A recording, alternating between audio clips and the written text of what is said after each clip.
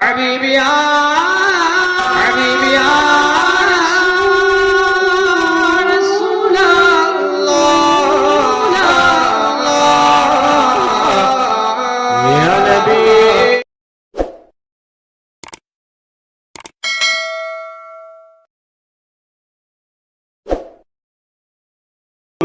আমি আগে থেকে আইডিয়া পেয়ে গেছি। যখন আপনি সাহাবীদেরকে মদিনা যেতে বলেছেন, আমি ভেবে নিয়েছি কখন আমার নবীর জন্য আল্লাহর অর্ডার আসলো কি আসলো। এই জন্য আমি 3 মাস আগে থেকে 2টা উটকে খেজুরের পাতা খাইয়ে খাইয়ে একদম হিষ্টপুষ্ট করে রেখেছি নবী গো। যেই দিন অর্ডার হবে, একটাতে আপনাকে বসাবো, একটাতে আমি বসবো, দিয়ে আমরা রওনা হয়ে মদিনা চলে যাবো।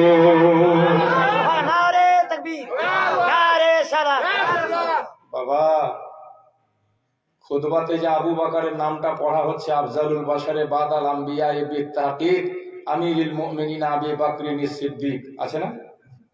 নবীদের পরে সমস্ত মানুষের উপরে যার স্থান, তিনি হলেন আমিরুল মুমিনিন আবু বকর সিদ্দিক। এমনি নয়, আবু বকর সিদ্দিক নামাজ খুব বেশি পড়তে না, করে বারকা বারকা কালো কালো ঘাটটা করলেছিল। আপনাদের দিয়ে কিছু পাজি দেখবেন, পাজি ঘুরে ঘুরে গেছে, বারকা বারকা ঘাটটা করে কপালে এমন কালো হয়েছে, মনে হবে যে রুশ কাঠি ঘষে রেখেছে কপালে। ই যে কোন নামাজ রে, হ্যাঁ? তোরা নামাজ তো পড়ে না, পাও চেয়ে খালি কপাল ঘষে দিয়েছে। পায়ের আঙ্গুল, নামাজের মশলা হলো বেটা ছেলে পুরুষের জন্য দোনো পায়ের 5টা করে আঙ্গুলকে মাটিতে লাগিয়ে রাখতে হবে, এটা হলো সুন্নাহ। 3টা করে পায়ের আঙ্গুলের পেট মাটিতে লাগিয়ে রাখা, চেপে রাখা, এটা হলো ওয়াজিব। 1টা করে কমপক্ষে মাটিতে বুড়া আঙ্গুলের পেটকে মাটিতে সিজদার অবস্থায় চেপে রাখা, এটা হলো ফরজ। বুঝা গেছে? 3টা ওয়াজিব, 5টা সুন্নাত, 1টা ফরজ। দোনো পায়ের 1টা করে আঙ্গুলও যদি মাটির সাথে পেট না লেগে থাকে চেপে, নামাজি হবে না। আর 3টা যদি না লেগে থাকে তো সিজদা সহ করতে হবে, আর 5টা যদি না লাগে তো সুন্নাত ছাড়া হবে। এজন্য 5টা লাগাবার চেষ্টা করা উচিত দোনো সিজদাতে। বেশিরভাগ সিজদাতে মানুষের ভুল হয়, দেখবেন আইডিয়া করে আপনার কি হচ্ছে। আমি দেখেছি আমাদের মধ্যেও অনেক লোক জানে না, একটা সিজদা করে উঠলো, আর একটা সিজদার সময় এটা পাকে খাড়া করে রেখে দেবে না। পায়ের আঙ্গুলকে চেপে মাটিতে 2টাকে চেপে সিজদা করতে হয়। এবার পায়ে যখন ভার দিয়ে আর নাকটাতে এরকম ভার দিয়ে আপনি সিজদা করবেন, তো কপালটা হালকা ঠেকবে, খালি হালকা। আর যখন হালকা ঠেকবে তো দাগ পড়বে না। আলহামদুলিল্লাহ, পেন্টুল পিঠা থেকে নামাজ পড়ছি আমরা। 10 বছর ইউপিতে কাটিয়েছি। 1 ওয়াক্ত নামাজ কাজা করলে হোস্টেলে আমাদের খেতে দিত না, এত কড়াকড়ি ছিল। তখন ছাত্র জীবনে ভয়ে নামাজ পড়েছি যে ভাত যেন বন্যা হয়, কারণ বিদেশে এমনি তো পয়সার অভাব তখন, আর একটা ইউনিট খাইতে দিছে, তাতে ওই ইউনিফের বন্ধ করে দেয়, তো ভয়ে নামাজ পড়েছি। এখন পর্যন্ত তো আমাদের দাগ সেরকম পড়েনি। দীর্ঘদিন নামাজ পড়ার পরে মানুষের হালকা একটু দাগ পড়তে পারে, আলাদা জিনিস। কিছুদিন নামাজ পড়া হয় না, একবারে বারকা এইখান থেকে শুরু করে এখান পর্যন্ত, এইখান থেকে শুরু করে এখান পর্যন্ত এমন কালো করছে, ইংলিশ শয়তানের মতো দেখা যায় কপালকে। হ্যাঁ, মনে হচ্ছে ছাই ঘষা রাখছে না, কালি ঘষা রাখছে না, উস্কাঠি ঘষা রাখছে না, কি করছে আল্লাহ। সিল ছিল হাতে ঘষলো, মনে হয় ওরকম হবে না। বেড়াদার বন্ধুগণ, ভাইয়ের আমার, যাই হোক, ওকে ছাড়বেন না, মাস্টার লোকও হাসতে পারে। তো ছেড়ে তো কথা হলো, বলছিলাম যে এই নিয়মে পদ্ধতিতে নামাজ পড়তে হবে। আর মা বোনদের নামাজ পড়ার তো ব্যাপার আলাদা। ওদের ডান দিকে 2টা পা বেরিয়ে যাবে, ওরা সিজদা করার সময় মাটিতে লেগেই থাকবে, ওরা আমাদের মতো চেড়ে থাকবে না, ঠিক আছে? ওরা মাটিতে লেগেই সিজদা করবে। যাই হোক, আমরা হাত বাঁধবো নাভির নিচে, সবসময় খেয়াল রাখবেন নাভির নিচে শক্ত করে যত চেপে এখানে ধরবেন, তত নামাজে মনটা আপনার স্থির থাকবে। আইডিয়া করে দেখে নেবেন। যত চেপে থাকবেন তত নামাজে মনটা স্থির থাকবে। কারণ হাদিসে পাকে আছে প্রত্যেক পুরুষের নফস, যে নফস আমাকে আপনাকে খারাপ কাজে নিয়ে যায়, বাজারে ঘোরায়, এখানে নিয়ে যায়, ওখানে নিয়ে যায়, ওটা হলো নাভির নিচে। এই জন্য নাভির নিচে ধরতে হয়, আমাদের হানাফি মাযহাবে নাভির নিচে চেপে ধরতে হয়। আর মা বোনদের নফস হলো সিনাতে বাম দিকে, এজন্য ওদেরকে বুকে চেপে ধরতে হয়। বুঝা গেল? যাই হোক, আজকাল ফের কিছু পুরুষ লোক বেটা ছেলেও নায়ক খলনায়ককে দেখা, ওরাও বেটি ছেলের মতন বুকে চেপে ধরছে, ওরাও বেটি ছেলে হয়ে গেছে। এদিকে ছাড়তে নাফসকে ছাড়তে, তো নাফস নামাজে দাঁড়িয়ে খালি ঘুরে বেড়েছে গোটা দুনিয়া নামাজ হয়ে গেলে। যাই হোক, এগুলো জরুরি কথা, এগুলো জরুরি মশলা, আপনাদের জানার জন্য জানিয়ে দিলাম। চেষ্টা করবেন সঠিকভাবে নামাজটা আদায় করার। অনেক লোকের নামাজ হয়ে গেল, কেউ কপাল ঠেকেছে তো নাক ঠেকাই না। আর যদি নাকে আপনি ভার না দেন তো সম্পূর্ণ ভার কপালে পড়বে কিনা? সম্পূর্ণ ভার কপালে পড়লে কপাল কালো হতে 4 দিনও লাগবে না। নাকটা একদম নরম হাড্ডি, যেন কপালে ঠেকে মাটিতে ঠেকা থাকে, আর কপালটা হালকা লাগবে, হালকা। তো দাগ পড়বে না সহজে। এটা হলো নিয়ম নামাজ পড়া। যাই হোক, তো বলছিলাম রাসূল পাকের দিওয়ানা আবু বকর সিদ্দিক কেমন ছিল, যে 3 মাস আগে থেকেই উট কিনারও রেডি হয়ে আছে। নবীজি সব কথা বললেন যে এই খবর, রাত্রে বাড়িতে আমরা থাকবো না, আজকে রাত্রে এখান থেকে বেরিয়ে কোথায় যাওয়া হবে? তো সুর পাহাড়, মক্কা থেকে প্রায় 3-4 কিলোমিটার দূরে হবে সুর পাহাড়। ওই পাহাড়ে গিয়ে গুহাতে রাত্রিবেলা থাকবো।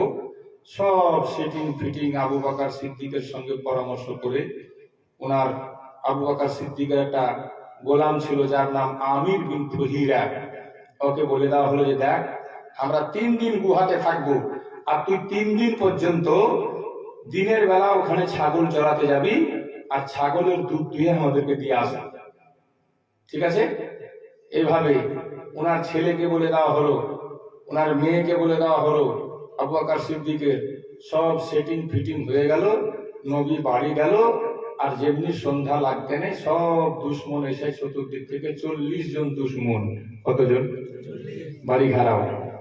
আমার নবী আলীকে ডাকলো, আলীকে ডেকে নবী বলছে, আলী আমি আর বিছানায় থাকবো না, আমার বিছনা হয়ে যাবে খালি, আমার বিছনাতে তুমি শুয়ে যাবে আলী। আলী বলছে, হুজুর আপনি যাবেন কোথায়? নবী বলছেন, আমি যাব মদিনায়, আমি মদিনার দিকে রওনা হব। এ আলী, আমার বাড়ি 40 জন দুশমন ঘেরাও করে নিয়েছে, আমার চাদর গায়ে দিয়ে আমার বিছনাতে তুমি শুয়ে যাবে, তোমাকে এই জন্য রেখে যাচ্ছে। মক্কার কাফিররা আমাকে নবী বলে না মানতে পারলেও আমিন বলে জানতো, সাদিক বলে জানতো। আমাকে আমার কাছে তারা আমানত রেখে গেছে। এই আমানত গুলা যার যার আছে আলী, সবাইকে তুমি সঁপে দিয়ে তুমিও আমাদের পরে পরে মদিনা পৌঁছে যাবে। হযরত আলী বলছেন, নবী যখন বলল মদিনা পৌঁছে যাবে, আমি গ্যারান্টি পেয়ে গেলাম, আমার বিশ্বাস হয়ে গেল, নিশ্চয় আমিও মদিনা যাব। আমি মদিনা যাওয়ার আগে আমাকে কেউ মারতে আর পারছে না। এই জন্য হযরত আলী রাদিয়াল্লাহু তাআলা আনহু শুয়ে গেলেন, বললেন, হ্যাঁ ইয়া রাসূলুল্লাহ, আমি শুয়ে যাব আপনার বিছানায়। আলী ঘুমিয়ে গেল। আমার নবী রাত্রি বেলা বের হলো, জালিমরা ঘিরেছিল, দুশমনরা ঘিরেছিল। নবী আমার এক মুষ্টি মাটি নিল, মাটি নেওয়ার পরে সূরা ইয়াসিনুল কোরআনিল হাকিম ইন্নাকা লামিনাল মুরসালিন আলা সিরাতিম মুস্তাকিম বলে রাসূল পাক মাটিটিকে ছিটিয়ে দিল। আর যেমনি ছিটাতে নাই সব যেন অন্ধ হয়ে গেল। আমার নবী তাদের মধ্যে থেকে বেরিয়ে গেল। আবু বকর সিদ্দিকের সঙ্গে কথা বলাই ছিল। রাতারাতি তারা 2 জনা দোস্ত পায়ে হেঁটে, এখন উট নিয়ে নয়, 3 দিন পরে বলা হয়েছে চাকরকে 3 দিন পর উট পৌঁছে দিবে সুর পাহাড়ের গর্তে। আমার নবীকে নিয়ে আবু বকর সিদ্দিক সাথে করে রাত্রিবেলা বাড়ি থেকে বেরিয়ে বাবা চলে গেল সুর পাহাড়। পাহাড়টা বড় উঁচু, উঠতে 8 ঘন্টার উপরে সময় লেগে যায়। আবু বকর সিদ্দিক বলছেন, হুজুর পাহাড়ে অনেক খোঁজ আছে, কাটা আছে, নবী গো এই পাহাড়ে উঠতে গিয়ে হাত ছিলে যাবে, পেট ছিলে যাবে। এই পাহাড়ে আপনি উঠবেন কেমন করে? নবী আমার বলছেন, আবু বকর কেমন করা যায় বলো? আবু বকর সিদ্দিক বলছেন, ইয়া রাসূলুল্লাহ, আমি বসে যাচ্ছি, আপনি আমার ঘাড়ের উপরে বসে যান, আপনি আমার কাঁধে চেপে যান, আমি আপনাকে কাঁধে নিয়ে কোন রকম করে ধরে ধরে ধরে ধরে পাহাড়ে উঠে যাব। কত বড় কুরবানি আবু বকর সিদ্দিকের বাবা। ওই জন্য নবী বলেছেন, আমার আবু বকরের এক রাতের ইবাদত আর গোটা দুনিয়ার সমস্ত জীবনের ইবাদত সমান হবে না। নবীর যেন এত বড় কুরবানি কেউ দিতে পারেনি, কেউ পারবে না।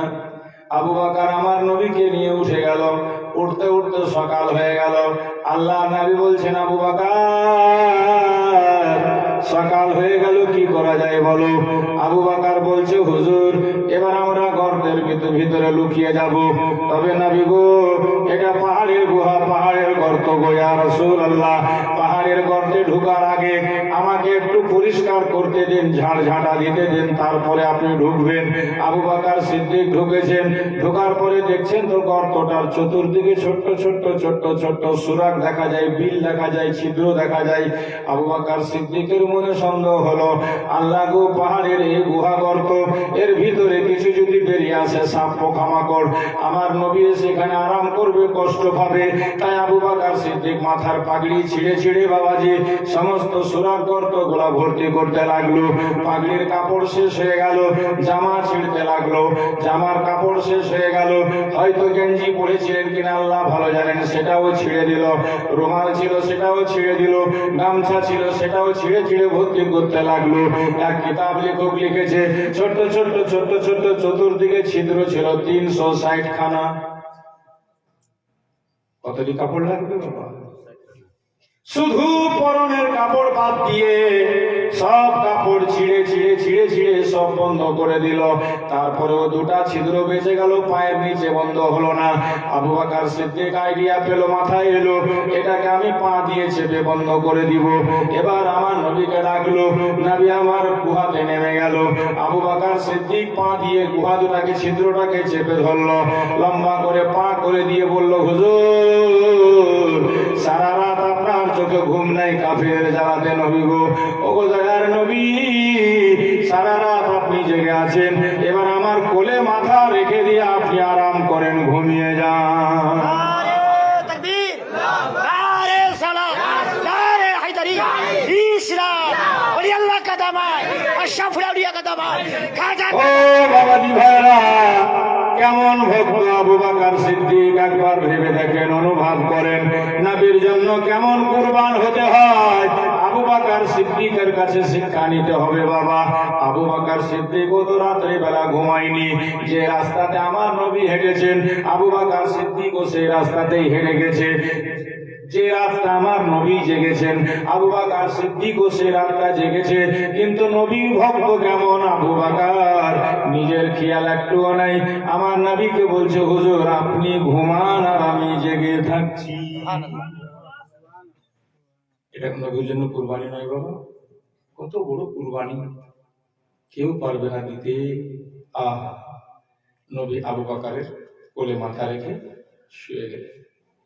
কিন্তু কালকে বলেছি, নবী কি আমাদের মতো ঘুমায়? যে বলেন আমাদের মতো ঘুম, এটা তো পরীক্ষা ছিল দিওয়ানা, হ্যাঁ আশিকের পরীক্ষা। নবী তো জেগে আছেন, চোখটা খালি বন্ধ। এদিকে সকাল হলো, লোক জাগলো, কাফেররা দেখছে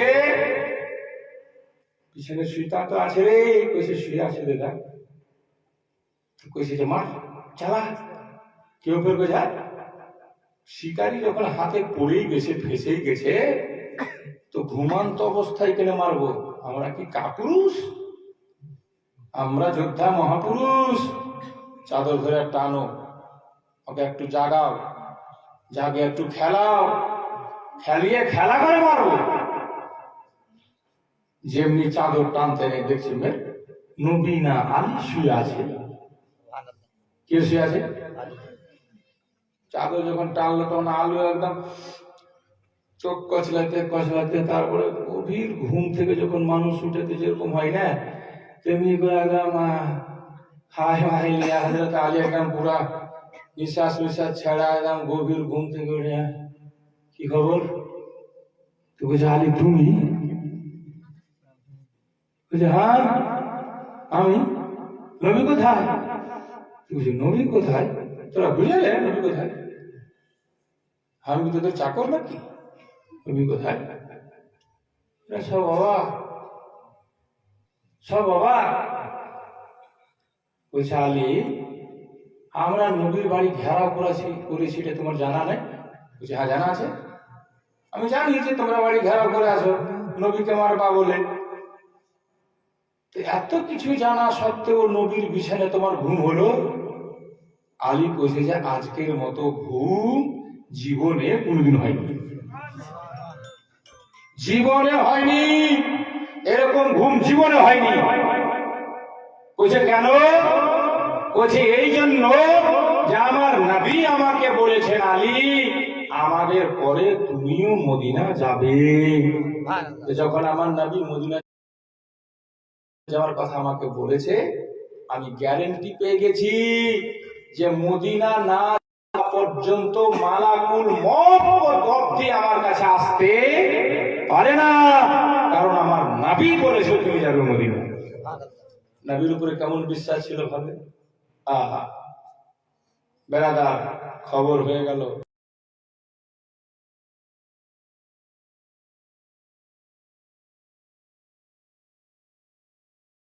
বলতে দাও কি হয়েছে দাদাকে বাঁচাও বলতে দাও কি হয়েছে দাদাকে বাঁচাও আমি একটু বলি হ্যাঁ ভুবনদাকে একটু বলতে দাও ভাই আমি বাংলাদেশ থেকে এসেছি হ্যাঁ আমি বলি বিষয়টা তোমাদের ক্লিয়ার করি হ্যাঁ আমি কিন্তু ওরকম লোক নই আমরা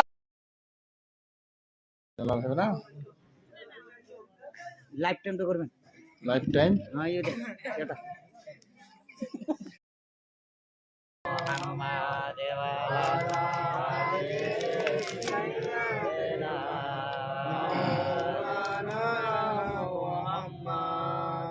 সাল্লাল্লাহু তাআলা আলাইহি ওয়াসাল্লাম হযরত কেরামী বেরাদারান ইসলাম বাবাজি ভাইরা মা ও বোনেরা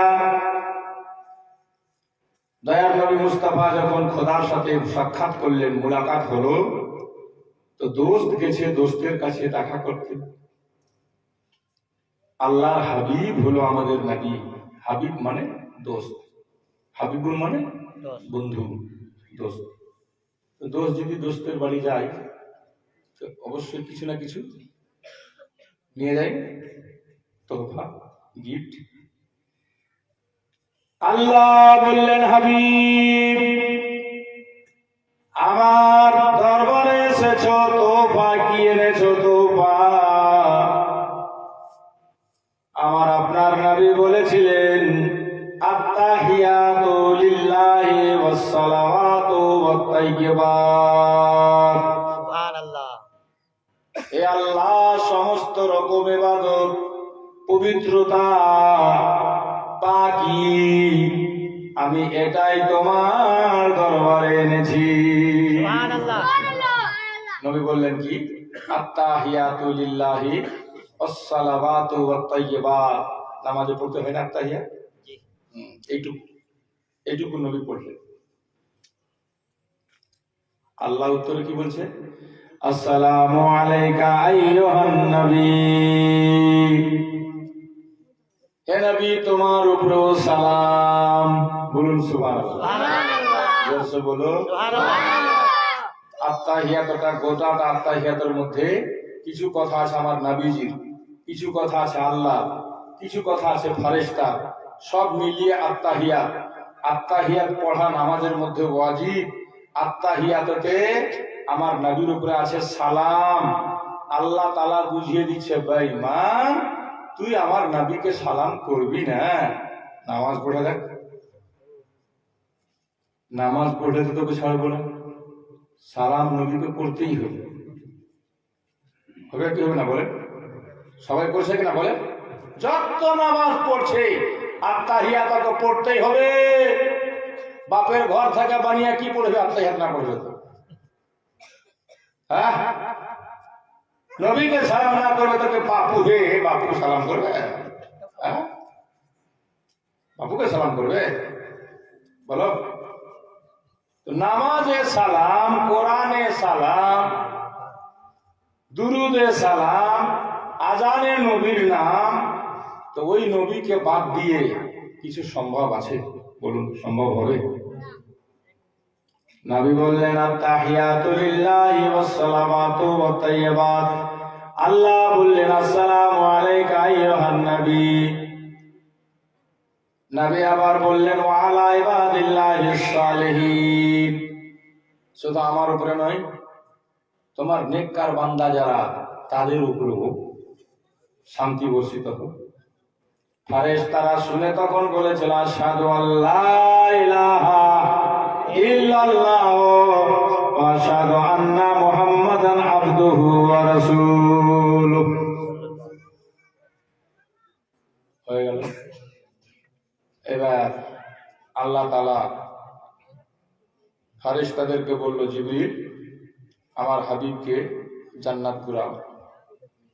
নবী জান্নাতে ঘুরছে, দেখছেন এটা নামাজিদের ঘর, এটা রোজদারের ঘর, এটা হাজির ঘর, এটা যাকাত দেয় যারা তাদের ঘর, এটা সত্য কথা যারা বলে তাদের ঘর, ইমানদার যারা পরহেজগার তাদের ঘর। দেখছে, ঘুরছে, এটা আবু বকর, এটা উমরের, এটা উসমানের, এটা আলীর, এটা বেলালের। জান্নাতে ঘুরছেন নবী, তো বেলালের পায়ের খটখট করে শব্দ পেয়েছেন জান্নাতে। জোরে বলেন সুবহানাল্লাহ। দেখেন আশিকে নবী বেলাল, ইসলামের মুয়াজ্জিন বেলাল, নবী জান্নাতে ওর পায়ের আওয়াজ শুনছে। এক একটা মানুষের হাঁটার স্টাইল আলাদা আছে না? কেউ হাঁটলে জুতা চট চট চট চট বেশি করে, কেউ হাঁটলে খসার খসার করে ফের মাটিতে ছিঁড়া হাঁটে, কেউ হাঁটলে কোন রকম হাঁটে। তো বেলাল যে হাঁটতেন, নবীর কাছে আসতেন, সেই দৃশ্যটা, সেই আওয়াজটা তো নবীর কানে আছে। জান্নাতে কি বেলালের আওয়াজ? নবী এসে পুছেছিলেন, বেলাল আমি জান্নাতে ঘুরছিলাম তো তোমার পায়ের আওয়াজ জান্নাতে পেলাম, তুমি কোন আমল করো? বেলাল বলেছিলেন, হুজুর আমি যখন নামাজের জন্য ওযু করি, সঙ্গে সঙ্গে 2 রাকাত তাহিয়াতুল ওযু নামাজ পড়ি। আমরা করি কি জুম্মার দিনে খালি পড়ি তাহিয়াতুল ওযু, তাই না? তাহিয়াতুল ওযু পড়ার নিয়ম হলো তাহিয়াতুল ওযু মানে হচ্ছে ওযুর নিচে, মানে ওযুর সাথে সাথে পড়তে হবে। আপনি বাড়িতে পড়ে যান, বাড়িতে যদি ওযু করেন তো বাড়িতেই পড়লেন, বরঞ্চ ফরজ মসজিদে পড়া উত্তম, আর সুন্নাত নফল বাড়িতে পড়া উত্তম। আল্লাহর নবী বলছেন লা তাজআলুল বুয়ুতা কবরা, তোমরা বাড়িকে কবর বানায়ো না, বাড়িকে কবরস্থান বানায় না। মানে সুন্নাত নফল কম করে বাড়িতে পড়ো। যেমন কবরস্থানে কোনো নামাজ নেই, ওরকম বাড়ি বানিয়ে দিও না। কবর বানাতে নাই, নফিল সুন্নাত বাড়িতে এসে পড়াটা বেশি উত্তম। যাই হোক, বলছিলাম বেলাল বললেন, হুজুর আমি যখনই ওযু করি তো 2 রাকাত তাহিয়াতুল ওযু পড়ি। নবী বলছেন এই জন্য তুমি হাঁটছো দুনিয়াতে, তোমার পায়ের আওয়াজ শোনা যাচ্ছে জান্নাতে। আল্লাহ তোমার মাকাম কত বড় করেছে তাহিয়াতুল ওযু পড়ার কারণে।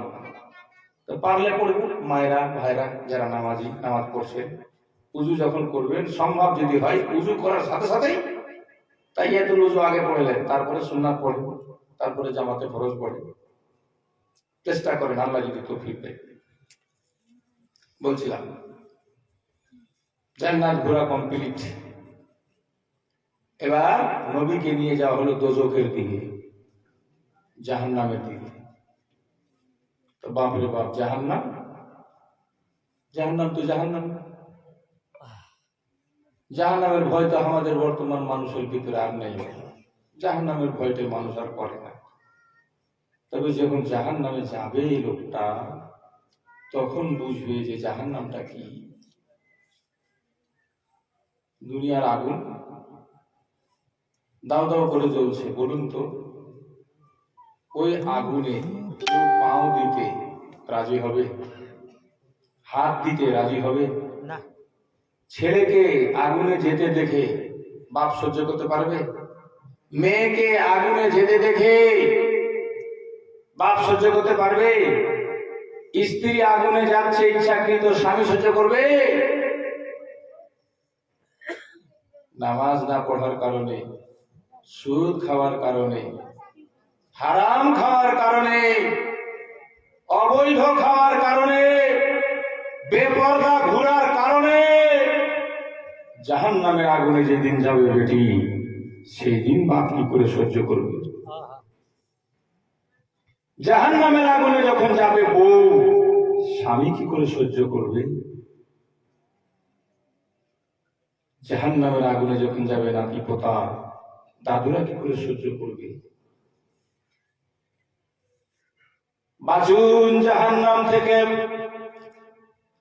জাহান্নামের আগুন একটা সুইচ পরিমাণে পৃথিবীর কোন কোণাতে যদি রেখে রেখে দেওয়া হয়, এত তেজ এত তেজ এত তেজ হবে জাহান্নামের আগুন, সারাটা পৃথিবী সেকেন্ডের মধ্যে পুড়ে ছাই হয়ে যাবে। জাহান্নামের আগুনকে যখন জ্বালানো হয়েছিল, জাহান্নামকে আল্লাহ যখন বানিয়েছিল, দোজখ জাহান্নাম আল্লাহর কাছে বলেছিল ফরিয়াদ করে, মাবুদ তুমি যে আমাকে বানালা, আমার পেটটা কি দিয়ে ভরবা? 1000 বছর যখন আগুন লাল হয়ে জ্বলল, তারপরে সাদা হয়ে গেল, তারপরে কালো হয়ে গেছে, এই জাহান্নাম বলেছিল মাবুদ এত বড় বানালে আমার পেটটা তুমি কি দিয়ে ভরবা? আল্লাহ বলেছিলেন যত কাফির মুশরিক বেদিন বেধর্মী মুরতাদ সব তোর পেটে মুনাফিক ভরে দিব। জাহান্নাম বলছিল আল্লাহ তাতেও যদি আমার পেট না ভরে, আল্লাহ বলে গুনহগার সুদখোর মদখোর সবকে তোর পেটে ভরার পর যদি তোর পেট না ভরে রে জাহান্নাম, তাহলে আমি যে পৃথিবীতে বড় বড় পাহাড় গুলা বানালাম, এই পাহাড় গুলা তোর পেটে ঢুকাই দিব। সেই দিন থেকে পাহাড় থরথর করে কাঁপে, জাহান্নামের ভয়ে পাহাড় কাঁপতে শুরু করলো। আল্লাহ দিবে আমাদেরকে জাহান্নামে, জাহান্নামীকে দিয়ে যখন জাহান্নামের পেট ভরবে না, আমরা পাথর হয়ে জাহান্নামের আগুনে পুড়ব।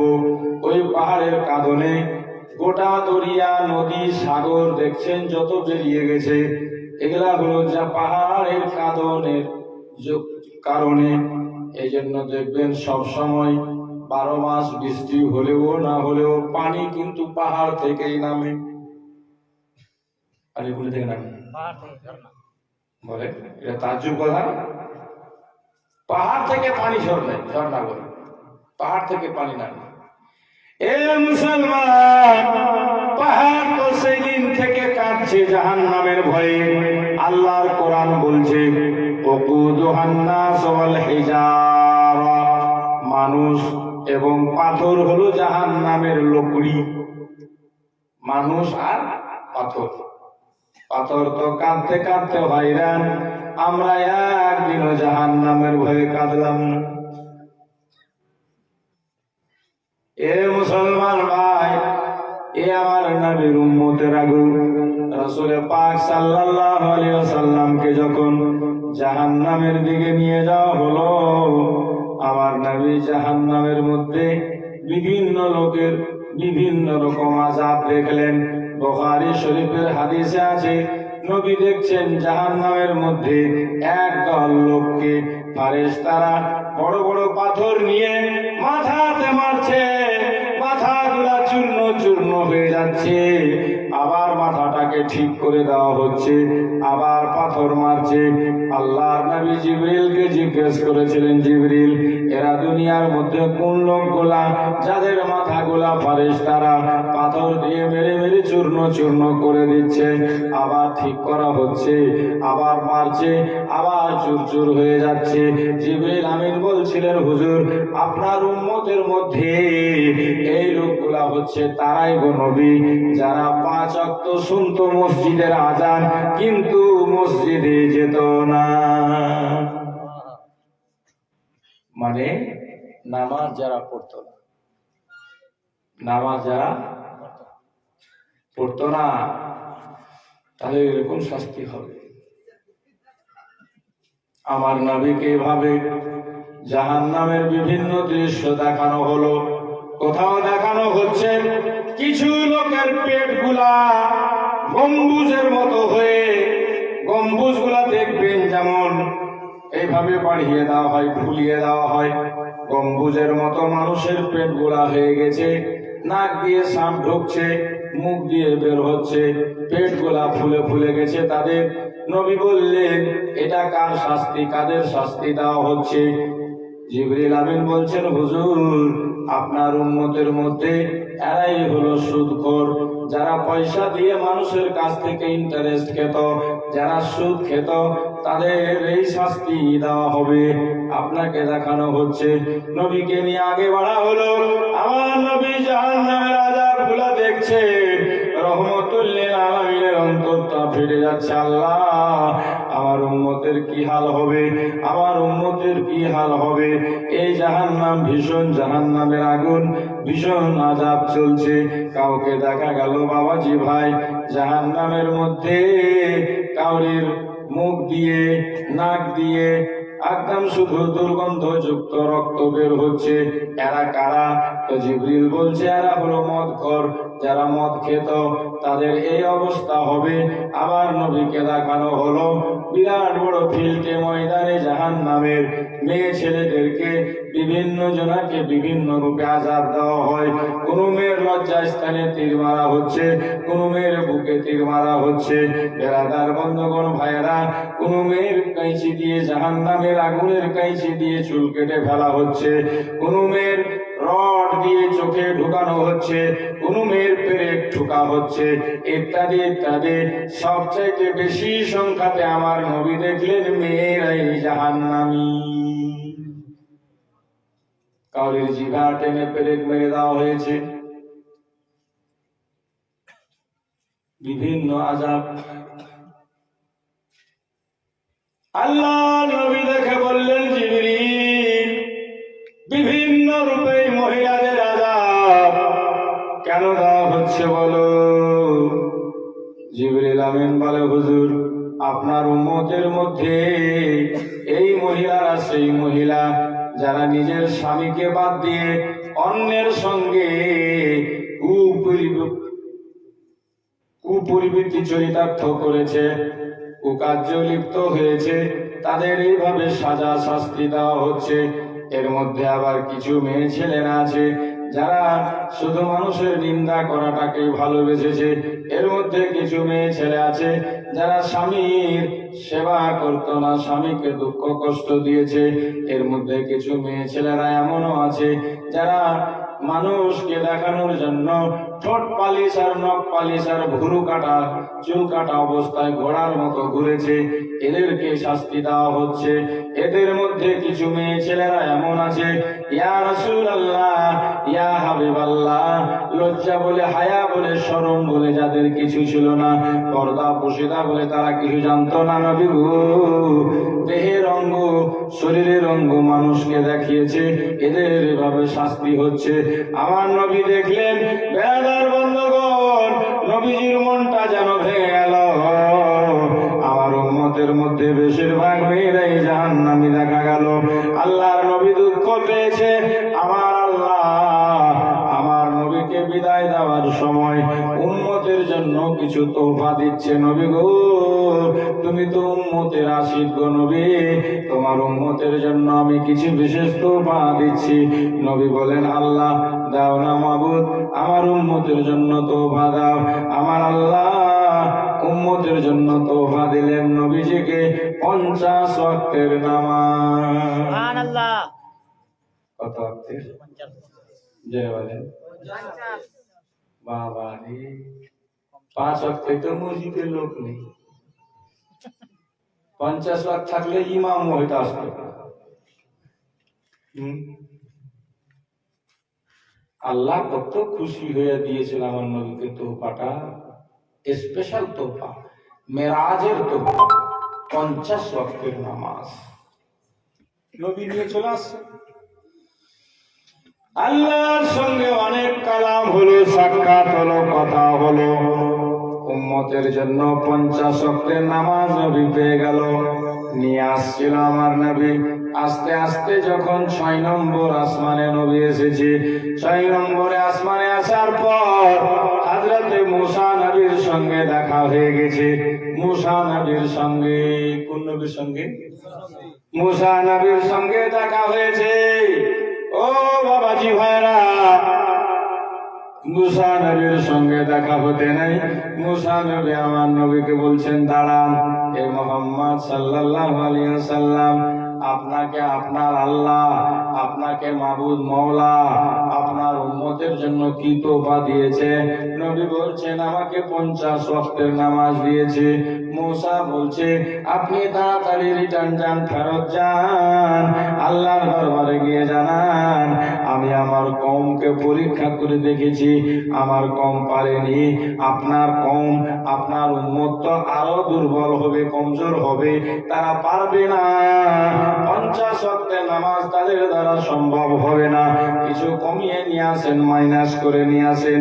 এ বেরাদার, এখানে একটা কথা বুঝার চেষ্টা করবেন বাবা, যে বেঈমান লোকেরা, ঈমান হারা পথভ্রষ্টরা বলে নবী মরে মাটিতে মিশে গেছে, ওই বেঈমানদেরকে বলবেন, আরে বেঈমান, নবীরা যখন মরে মাটিতে মিশে যায়, তো আমাদের নবীর প্রায় 6000 বছর আগে বা 8000 বছর আগে মূসা নবী দুনিয়া থেকে ইন্তেকাল করেছিলেন, দুনিয়া থেকে বিদায় নিয়েছিলেন।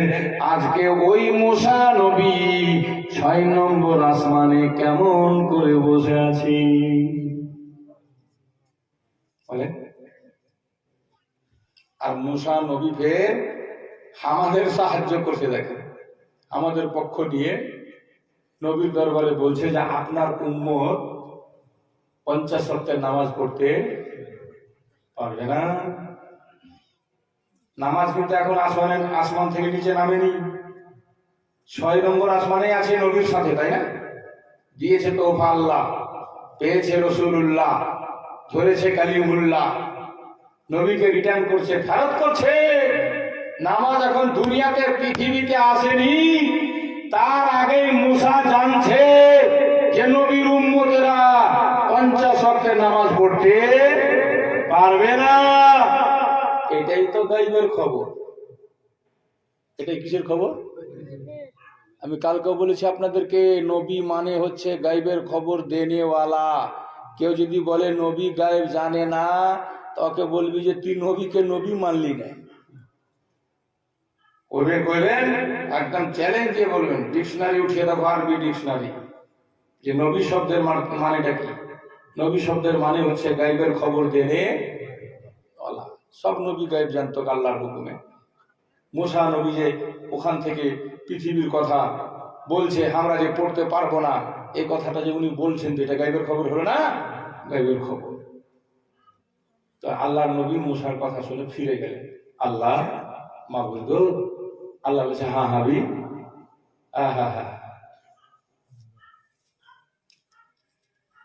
আমার উম্মত পারবে না কথা 50 ওয়াক্তের নামাজ পড়তে। সুবহানাল্লাহ, সুবহানাল্লাহ। কি রাজ ছিল, কি কারিশমা ছিল এর মধ্যে, আল্লাহ ভালো জানে আর রাসূলুল্লাহ ভালো জানে। কেউ লিখেছে, দাঁড়াও দাঁড়াও ইয়া মুহাম্মদ, নয়ন ভরে তোমায় দেখবো, একটু দাঁড়াও দাঁড়াও ইয়া মুহাম্মদ, আমি নয়ন ভরে তোমায় দেখবো, আমি পরম ভরে তোমায় দেখবো, একটু দাঁড়াও দাঁড়াও ইয়া মুহাম্মদ, আমি নয়ন ভরে তোমায় দেখবো। ছিল, কি রহস্য ছিল আল্লাহ জানে, রাসূল জানে। হ্যাঁ, মুসা নবীর কথাতে নবী ফিরে গেলেন, 5 ওয়াক্ত মাপ হলো, থাকলো 45। আসলেন, মুসা নবী কইছে দাঁড়ান, কত কইছে 45, 5 মাপ হয়ে গেছে। কইছে এখনো পারবে না, ফিরে যান। আবার নবী গেলেন, আল্লাহ আমার উম্মতিরা কমজোর, পারবে না মাওলা 50 ওয়াক্তে নামাজ পড়তে।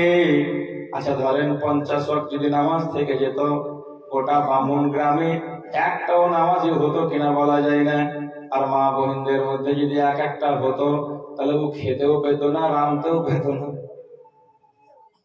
কথা ঠিক কিনা? 50 ওয়াক্তে নামাজ মানে কি? এক ওয়াক্ত শেষ হতে না হতে ফের এক চালু, ফেরিটা শেষ হতে না হতে ফের চালু, 24 ঘন্টাতে এরকমই চলতো। কি রহস্য রাত ছিল, আল্লাহ দিয়েছিল প্রথমে 50। মুসা নবী বারবার নবীকে বাধা দেয়, এমনি করে আসা যাওয়া করতে হলো আমার নবীকে 9 বার। কয়বার? জোরে বলেন। 5,45,000 মা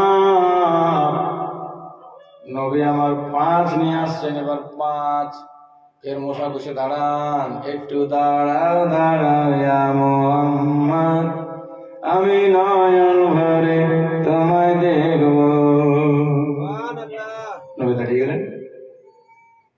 কি খবর? কত থাকলো? কত থাকলো? 5। মুসা নবী এখন ফের কইছেন, হে নবী, আপনার উম্মত 5 ওয়াক্ত পড়তে পারবে না? পারছে? পারছে? আবার যান।